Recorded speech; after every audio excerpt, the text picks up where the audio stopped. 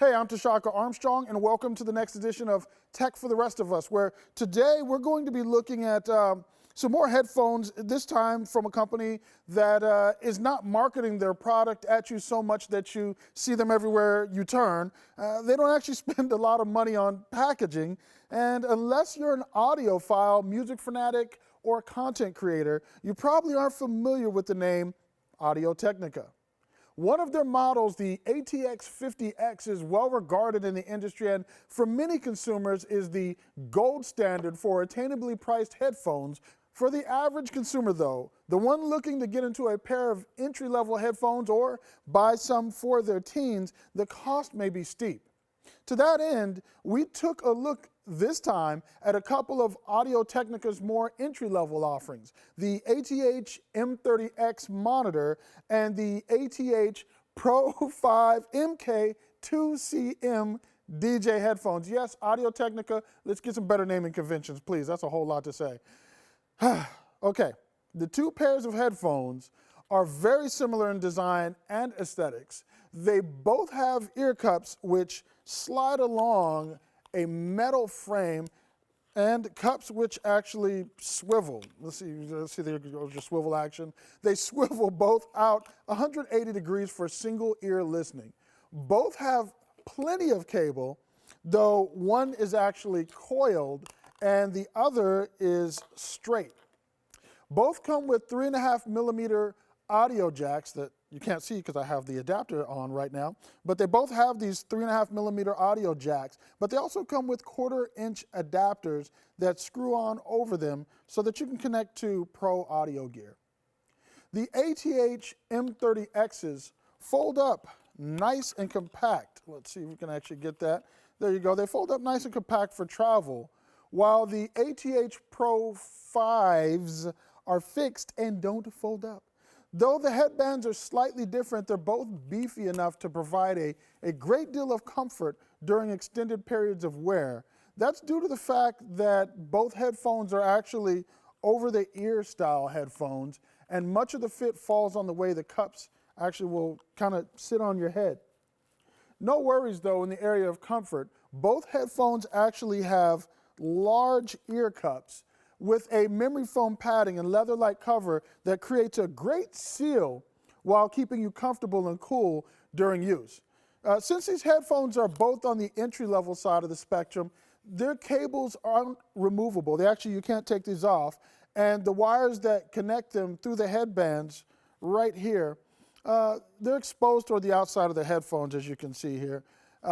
No flat cables, though I don't think that'll be an issue, as Audio-Technicas actually have a very good reputation for being very long-lasting and well-made product. The biggest difference in fit and finish between these two products is that the ATH Pro 5s come in silver or this lovely camouflage. I'm kind of partial to camouflage.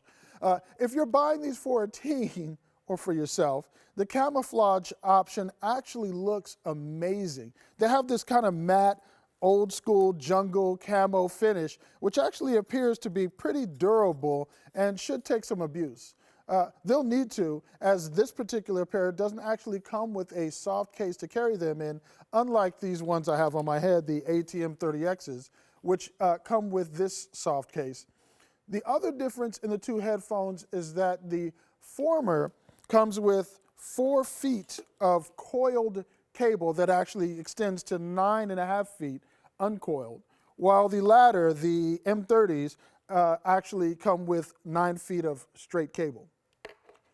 Not only similar in looks, but in some aspects of sound quality as well, these two pairs of headphones are pretty flat for very transparent sound reproduction, but that's where the similarities end. Despite being flat, the Pro 5s actually reproduced a more robust sonic image with their broader frequency response, 10 to 25,000 hertz versus 15 to 22,000 hertz, and larger 44mm drivers compared to the 40mm drivers on the M30X. Treble was clear, mids were crisp, but it was that lower end of the broader range of the Pro 5 where I really noticed the difference. Bass-heavy tracks had a nice rumble to them that wasn't as present in the M30X, and that bottom wasn't muddy or mushy at all, just more responsive, which coincidentally added to their ability to make poor quality streamed music sound more pleasing to the ear.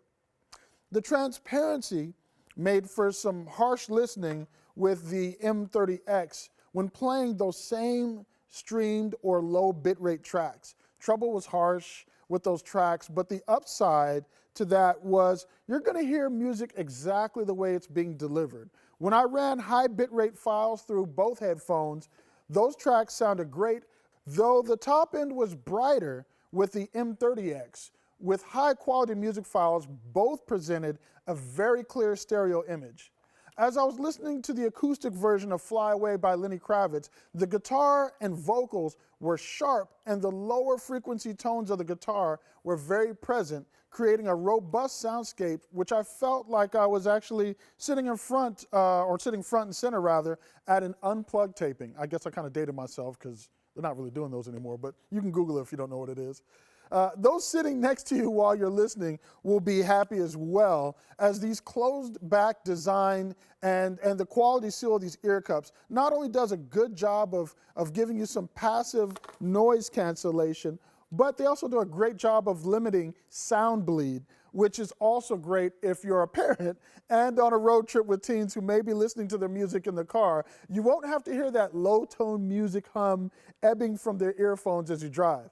May not be an issue for some, but it's actually a pet peeve of mine. I have 3 children, teens, and while we're talking about younger listeners, it should be noted that these headphones feature a fairly high impedance and input wattage, so you're going to want to make sure that you talk to the kids about healthy listening volumes. These headphones can get loud.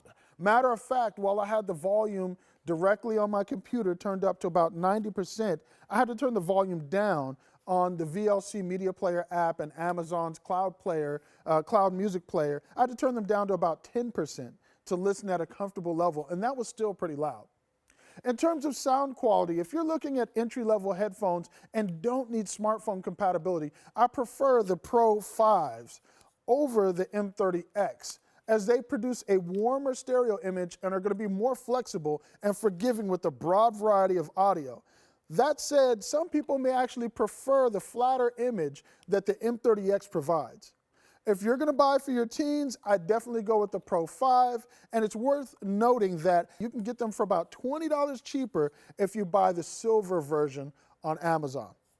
All in all, you really can't go wrong with Audio-Technica. They're both great choices at great prices, and I think you'll be happy. Thank you for watching. If this video's helped you, please don't hesitate to share, leave us a comment. I answer all your comments, and we'll see you next time on Tech for the Rest of Us. Bye now.